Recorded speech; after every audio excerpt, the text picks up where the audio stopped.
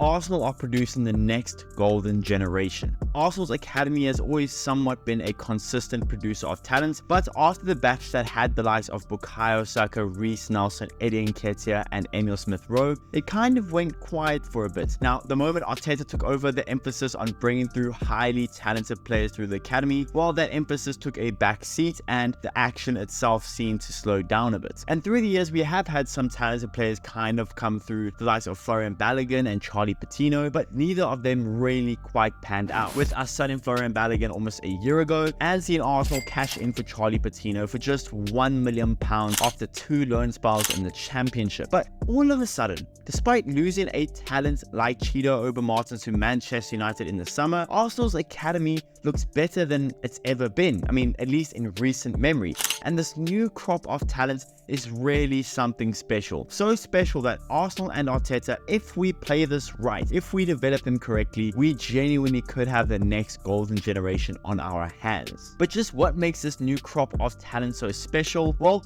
that's what we'll be talking about today. So what's going on, everyone? You are listening to Gunner Central here. I hope you're all doing well. Please be sure to like the video, subscribe if you guys haven't already, and let's get into it. Now, of course, the golden goose of this whole new generation, the main guy we're relying all our faith in Ethan Nwaneri, the 17-year-old, has been outstanding from preseason to now when he's playing games coming off the bench. He's a game changer. The reason we got our win against Leicester City, let's be honest, because of Ethan Nwaneri. The moment Ethan Nwaneri came on, he put a new spark into the team. He put Leicester City back on the back foot, and although he never scored or got an assist, he was outstanding against Leicester City. He's had some really good performances like against Spurs, and he's showing that he is ready for the moment. I'm not going to talk much more about him because I think we all know how talented Ethan Nwaneri is, and there are so many videos that I've made and other Arsenal creators have made about him. He is such a special talent, and between you and me, I'm kind of hoping to see him start against Southampton. And right below Ethan Nwaneri in my eyes is Lewis-Skelly, someone who made history when he came on against PSG, being one of Arsenal's youngest ever players to play in the Champions League. And he himself is such a special player. He is versatile,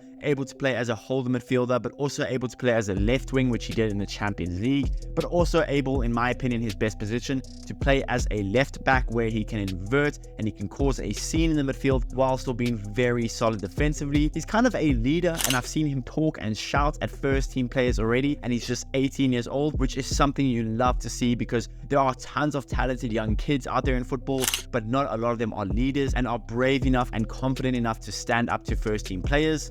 Lewis-Skelly is such a special player, and although right now all the praise and all the focus right now is on Ethan Nwaneri, and rightfully so, Lewis-Skelly in just about every other club would be seen as their next golden man, and for us he's our second best golden man, which is saying something about this new crop. When I look at Lewis-Skelly, he kind of reminds me of Rico Lewis from Manchester City. Not because Lewis-Skelly is as good as Lewis, at least not yet, even though I don't think he's that far off. I know that sounds crazy, but that's just my opinion. But the reason he reminds me of Rico Lewis is because one thing that's been said about Rico Lewis is that he's not a right back, he's not a midfielder, he's a footballer. He can play pretty much everywhere. And let's be honest, Lewis-Skelly is the exact same. Lewis-Skelly's best position in my eyes is a left back, but he can more than play his part as a defensive midfielder. He showed he could play as a left winger. He previously played as a central midfielder, basically an 8 for the academy. And even though he's left-footed, I'm pretty sure you could actually stick him at right back if you really need. Lewis-Skelly is not a left back, he's not a midfielder, he is also a footballer, and we all know how much Arteta loves his versatile players. Ethan Nwaneri is versatile, being able to play out wide and down the middle. Lewis-Skelly, like I just said, can play pretty much everywhere. So those two, our two best academy players right now, those two can play pretty much everywhere, and they are going to provide so much depth for us. I'm so excited to see their progression. But then you say, okay, cool, we have two really high level academy players that their potential is undeniable and their current ability is pretty much first team level already, despite being 17 and 18 respectively. So that's all well and good, but how is that a golden generation? Well, then you look at the rest of our academy players. The next top 3 in my eyes are Josh Nichols, Aiden Heaven, and Carl Hein. Now, Carl Hein is on loan at Valladolid, and if you watch any Valladolid games, he's pretty decent. Now, he did concede 7 against Barcelona, but Barcelona are on fire at the moment, and if you watch him, he's actually a pretty decent keeper in a top 5 league. so that says something about Carl Hein. Josh Nichols is the same age as Miles Lewis-Skelly, and he's already started for the first team when he played against Bolton in the League Cup,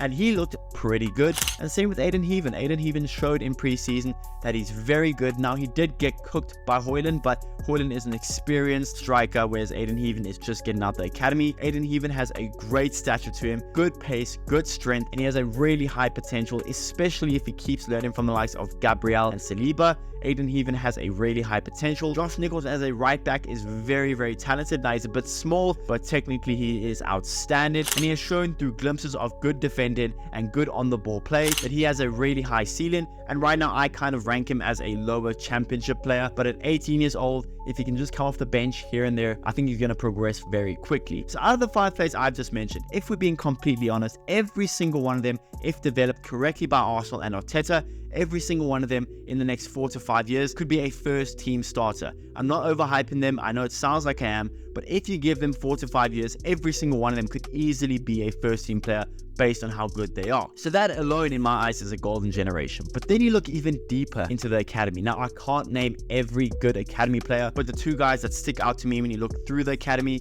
is Max Dahman and Anus. Anus is a striker who has essentially taken Chido Obermartin's role as being a clinical striker that's just scoring game in and game out against big teams in the UEFA Youth League, in the Under-19 Premier League. He is outstanding. And Max Dahman, while he became the youngest ever player for Arsenal to debut in the UEFA Youth League, being just 14 years old. And when you watched him, I watched that game, he looked really good. A little bit like Ethan Nwaneri in the way that he is playing above his level or playing above his age. He's looking way more mature than his age would suggest. And in 3 or 4 years, Max Dahman and Anus could be sitting in the same seat that Ethan Nwaneri is right now, where we are all seeing them as the next golden boy, and they could easily take the reins. Now, the one thing we must do as Arsenal fans is just don't pressure to rush them. Arteta has had some rough patches where he doesn't like playing academy players, but so far this season, it seems like he has consciously decided to allow academy players more minutes, but I don't think we should rush them. Like people were claiming that Nwaneri should have started against PSG, I think that's rushing him. Maybe he starts him against Southampton, which is what I want, but I don't think we should rush the likes of Ethan Nwaneri, Miles Lewis-Skelly, and so on. They are still very, very young. They're not 20 years old. They're not coming to the point where they need men's football every day. They're already training with the first team, sticking around with the first team, which is a huge plus. And in 2 or 3 years, like I said, they could be first team players,